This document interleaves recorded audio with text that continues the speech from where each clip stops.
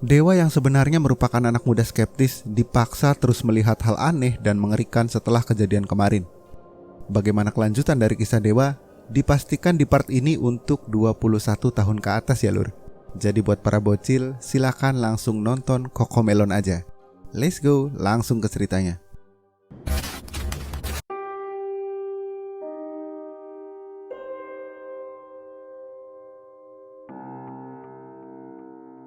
Siang harinya, azan sholat Jumat berkumandang dari masjid di kampungku. Aku yang masih tergeletak di ranjang berusaha untuk bangkit, mencoba untuk mandi, lalu berangkat ke masjid. Tapi apa daya, badanku tak bisa diajak kompromi. Aku membuka HP dan membaca SMS dari Lisa. Ia mengabarkan bahwa ulangan kimia telah selesai dan ada 3 anak yang absen hari ini termasuk aku. Tentu saja aku harus mengikuti remedial di minggu depannya, karena ulangan ini berpengaruh dalam nilai kenaikan kelas nanti. Aku berusaha tak terlalu memikirkannya, karena pasti ada Lisa yang selalu membantuku di setiap masalah pelajaran. Saat ini aku hanya berusaha untuk sembuh dari sakitku. Bubur dan teh bekas tadi pagi masih tergeletak di meja belajarku. Mengingat kejadian tadi pagi, aku sama sekali tak jadi menyentuhnya. Jadinya aku paksakan diri pergi ke dapur dan membuat mie instan sekedar untuk mengisi tenaga. Saat aku keluar kamar, aku merasa ada sepasang mata yang mengawasi dari kejauhan, entah di mana. Mata yang besar berwarna kuning cerah dan suara geraman kecil seperti kucing yang sedang bernafas. Aku juga tak tahu kenapa aku bisa menggambarkannya. Seperti ada kepingan puzzle yang tergambar di depan mataku. Aku segera mencuci muka dan tak menghiraukannya sama sekali, dan hanya menganggap itu adalah halusinasi dari sakitku. Biasanya setiap hari Jumat, ayah selalu menyempatkan diri untuk pulang dari sawah, kemudian ia beres-beres dan langsung ke masjid. Tapi karena aku tak keluar kamar dari pagi, aku tidak menyadari kehadirannya. Barulah saat bubaran sholat Jumat, ayah datang dari masjid bersamaan dengan aku yang sedang melahap mie instan di ruang tamu. "Kamu masih sakit, Nang?" tanya ayah sambil menyimpan sajadahnya di lemari. "Kayaknya masih ya, ini mie rebus aja rasanya pahit," jawabku tanpa melihat ke arahnya. "Tadi di masjid ketemu sama pemantri. Sekalian ayah minta dia datang ke sini buat periksa kamu. Tapi dia bilang bisanya nanti malam," kata ayah sambil membenahi motornya, bersiap untuk ke sawah lagi. Lalu ayah melanjutkan, "Nang, setiap pemberian itu bukan berarti anugerah. Setiap kehilangan itu bukan berarti musibah. Entah dari mana pemberian itu kamu dapat, tapi kalau bisa, segera mungkin kamu kembalikan." Ucap ayah dengan nada datar membuatku hampir tersedak. Tak biasanya ayah bicara denganku dengan kalimat sebanyak itu. Beliau adalah sosok yang pendiam dan taat beribadah. Tak pernah punya musuh dan selalu hormat kepada siapapun. Aku diam tak merespon apapun sampai ayah menyela motornya dan berlalu kembali ke sawah, meninggalkanku yang masih bingung mengartikan apa maksudnya. "Oh, ini mah cuma kecapean kok. Panasnya udah turun tapi perutnya kembung. Nanti saya kasih resep obat buat kembung sama penurun panasnya," ujar pamantri yang sesuai janji datang ke rumahku pada malam harinya. Dia memeriksa badanku dengan seksama, menggunakan stetoskop dan mengetuk-ngetuk perutku dengan tangannya. "Perutmu kok keras gini? Habis makan apa?" tanya pamantri. Ibu yang duduk di ujung ranjang melihat ke arahku. "Saya kemarin di sekolah ngerujak mangga muda sama Guntur, pamantri," jawabku sekenanya. Daripada bingung jawab apa, karena aku juga tak ingat apa saja yang aku makan kemarin selain makan nasi lengko di kantin sekolah. "Oh, pantesan. Ya wis, udah selesai kok. Ini resep obatnya. Nanti ibu ambil aja ke klinik saya." "Terus katanya ada ruam kayak alergi ya?" "Nggak ada kok, aman," terang Pak Mantri mengakhiri diagnosanya. Rumah kami dengan klinik Pak Mantri memang cukup dekat, hanya berjarak beberapa puluh meter. Aku pun melihat perutku dan meraba tenggorokanku. Dan memang bekas ruamnya sudah menghilang. "Iya Pak Mantri, nanti biar ayahnya Dewa yang ambil." "Matur suwun," jawab ibu sambil tersenyum lega. Pak Mantri pun lalu berpamitan. Aku yang sudah merasa agak baikan ikut mengantarkannya sampai ke depan rumah bersama ibu. Dan disitulah jantungku hampir copot. Saat Pak Mantri berjalan di teras rumah, aku melihat ada beberapa sosok yang mengikutinya di belakang. Ada sosok ibu hamil yang terus mengaduh. Lalu sosok seperti orang lumpuh yang memaksa menyeret badannya. Kemudian sosok pria muda yang menggunakan jaket dan helm yang setengah hancur dengan badan penuh dengan luka dan darah. Bahkan sosok bayi merah yang merangkak di tanah sambil terus berteriak dan menangis. Badanku langsung menggigil hebat, kakiku gemetar dan hampir jatuh saat salah satu dari mereka menoleh ke arahku. Yaitu sosok bayi yang terus berteriak dan menangis, melihat langsung ke mataku sambil terus merangkak mengikuti pamantri yang sudah naik ke atas motor dinasnya. Noda darah, kotoran, dan cairan apapun yang ditinggalkan oleh mereka bahkan masih menempel di teras rumahku. Aku langsung jatuh terduduk yang membuat ibu kaget. Ibu yang mengira aku masih lemas karena sakit, memapahku kembali ke kamar dan membiarkan aku beristirahat hingga pagi menjelang. 2 minggu kemudian. Hari-hari berjalan seperti biasa setelah kejadian 2 minggu lalu. Aku berangkat sekolah seperti biasa, lalu mengantar Lisa pulang sekolah, dan nongkrong pada malam harinya setelah selesai ngaji kitab di musola Kang Alim, bersama Guntur dan kawan satu circle lainnya. Namun ada yang aneh dengan sikap Lisa. Dia semakin nempel kepadaku, bahkan aku bisa bilang itu cukup berlebihan. Aku jadi agak risih karena bagaimanapun, aku adalah seorang pria yang sedang mengalami masa pubertas, di mana hormonku jauh lebih bergejolak dan rasa ingin tahuku terhadap tubuh perempuan lumayan tinggi. Aku juga tak munafik, Lisa adalah perempuan yang sempurna saat itu. Tinggi badannya termasuk imut, 155 cm, dengan wajah manis agak Chinese entah dari keturunan mana. Bahkan, walaupun pada zaman itu sulam alis dan tren alis tebal belum menguasai dunia, Lisa sudah memilikinya. Jadi secara alami dan melalui seleksi alam, Lisa memang rebutan para playboy jamet di angkatanku. Hanya saja, aku yang beruntung bisa memilikinya. Pengumuman, hari ini diadakan rapat komite dan wali murid dari jam 10 pagi sampai jam 2 siang. Para siswa diperkenankan belajar di rumah setelah selesai pelajaran pertama. Hari Senin, tanggal 29 Oktober 2007, jam 8.30 pagi selepas upacara, pengumuman dari pengeras suara di depan kantor guru langsung membuat para siswa berteriak kegirangan. Para siswa yang kelasnya kosong langsung berhamburan menuju parkiran motor. Kelasku yang juga kosong ikut ramai dan berebutan pergi meninggalkan kelas. Guntur dengan santai membereskan buku dan tasnya bersiap untuk pulang. Tapi tidak dengan Lisa dan beberapa siswi di kelasku yang aku tahu mereka ada eskul paskibra siang nanti. Pulang apa gimana, Wak? Tanya Guntur sambil memasukkan buku-bukunya ke dalam tas. Bawa baju ganti nggak? Coba ajak yang lain main PS2 di tempat biasa. Tapi aku pastiin dulu Lisa ada eskul apa enggak hari ini. Jawabku setengah berbisik.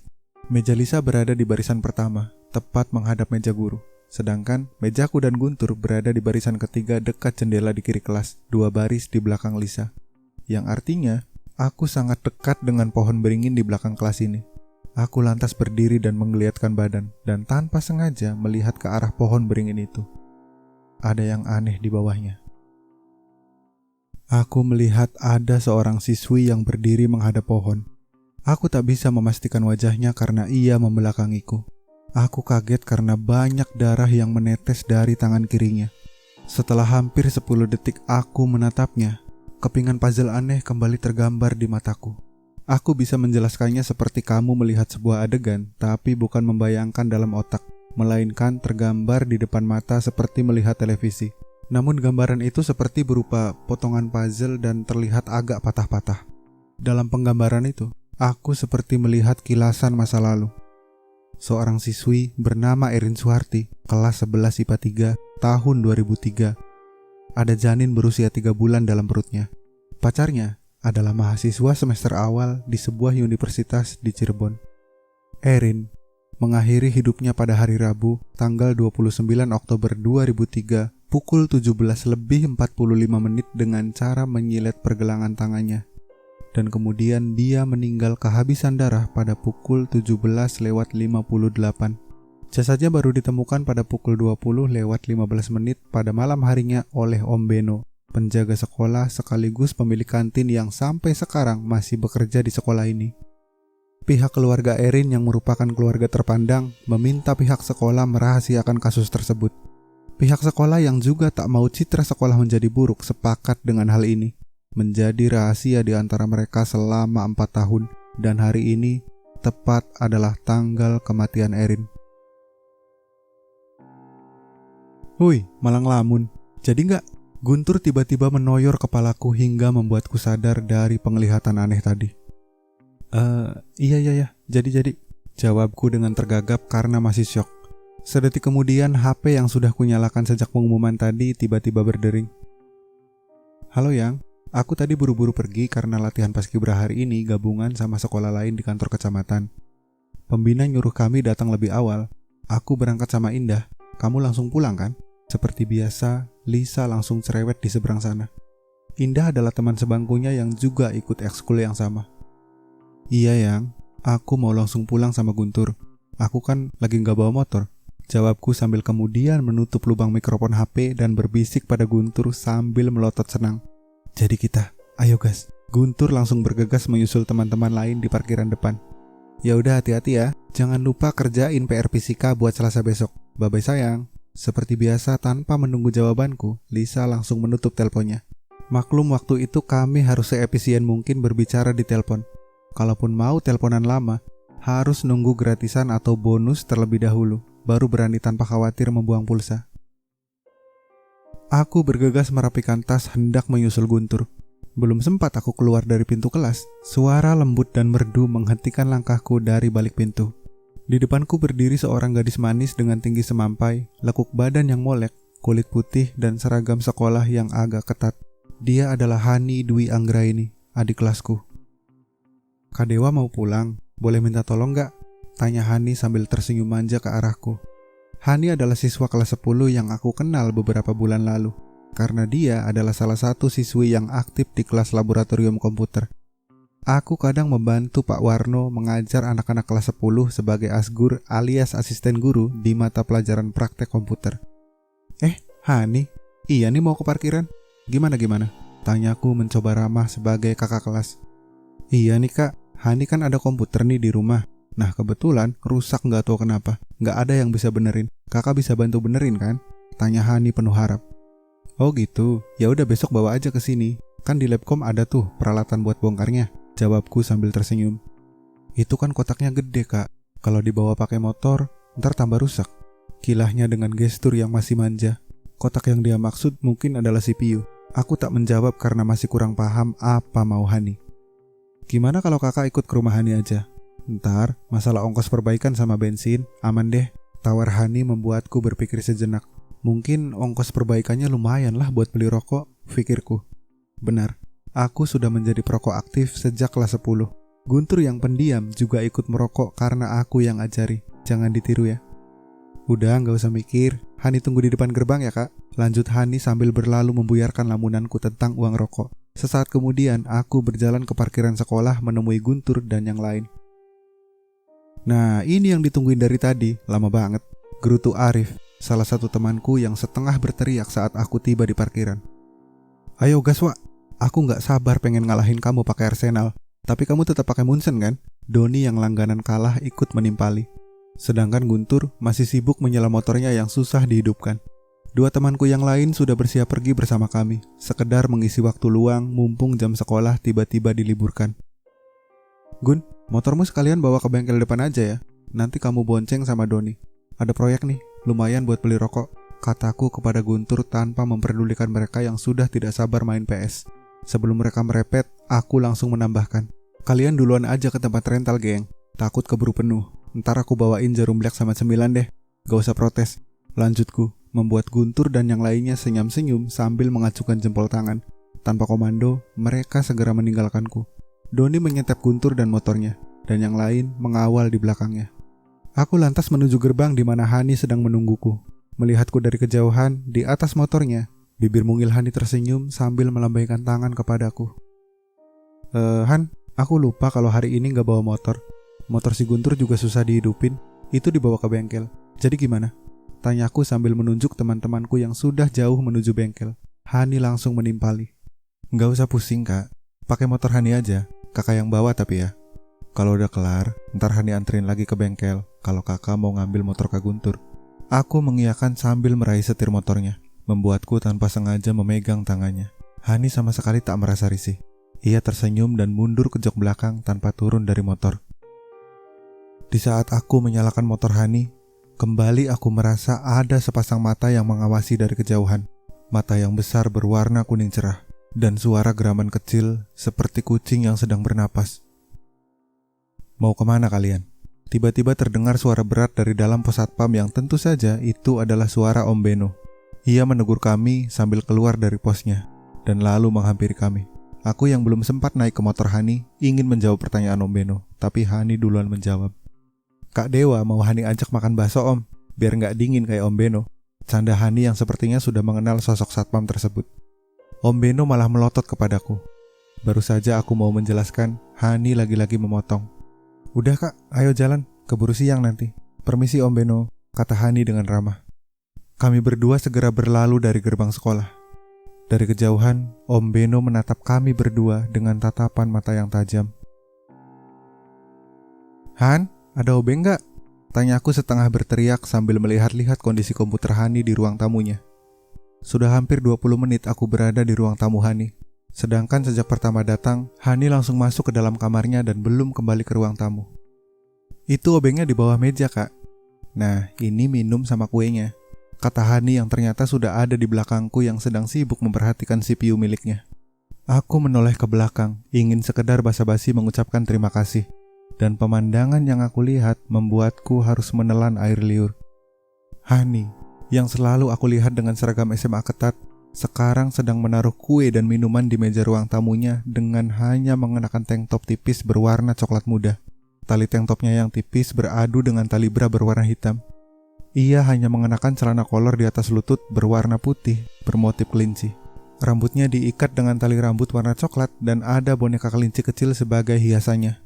Ia juga mengenakan sandal rumah warna putih penuh bulu dan juga bermotif kelinci. Dan saat tubuhnya membungkuk, meletakkan kue dan minuman di meja, bisa bayangkan keindahan macam apa lagi yang ada di dunia selain hal yang aku lihat sekarang. Hani lalu duduk di sebelahku. Aku mencoba terus sibuk dengan komputernya tanpa mencoba berpikiran hal yang lain. Hani masih duduk dengan tenang di sebelahku, tanpa bicara apa-apa lagi. Hingga 5 menit berlalu, dan tiba-tiba Hani memutar kepalaku menghadap wajahnya. Kemudian dengan cepat melumat bibirku yang selama 17 tahun hidup belum pernah berciuman sama sekali. Dengan Lisa saja, aku hanya pernah mencium keningnya. Itu pun membuat badanku gemetar tak karuan. Lama kami saling berciuman sampai aku sudah merasa terbiasa. Tiba-tiba telingaku mendengar suara tertawa cekikikan dari salah satu kamar di rumahnya. Tapi suara cekikikan itu berubah menjadi tangis dan teriakan seperti kesakitan. Aku kaget dan langsung melepaskan ciuman kami. Ada siapa di rumah ini? Tanyaku dengan gugup. Gak ada siapa-siapa kak. Ayah Hani kerja di Palembang. Ibu sama adik Hani lagi ke sekolah. Kan ada rapat hari ini. Gak usah khawatir ya, jawabnya sambil memandangku dengan sayu. Lantas, aku sama sekali tak memperdulikan apapun lagi. Karena kali ini, aku yang menubruk gadis molek di depanku ini. Ruang tamu yang luas itu menjadi sangat panas dengan pergumulan kami. Dan seperti naluri seorang lelaki, tanganku mulai menjalankan tugasnya, mendaki bukit demi bukit dan menjelajahi hutan lindung yang tentunya masih sangat asri di lembah bukit. Hani tiba-tiba mencengkram tanganku, tapi bukan untuk menyuruhku berhenti. Namun, ia menarik tanganku dan mengajak ke kamarnya. Maafkan aku Lisa, aku melakukan hal yang sangat buruk. Harusnya aku melakukannya denganmu nanti jika kita sudah menikah di masa depan.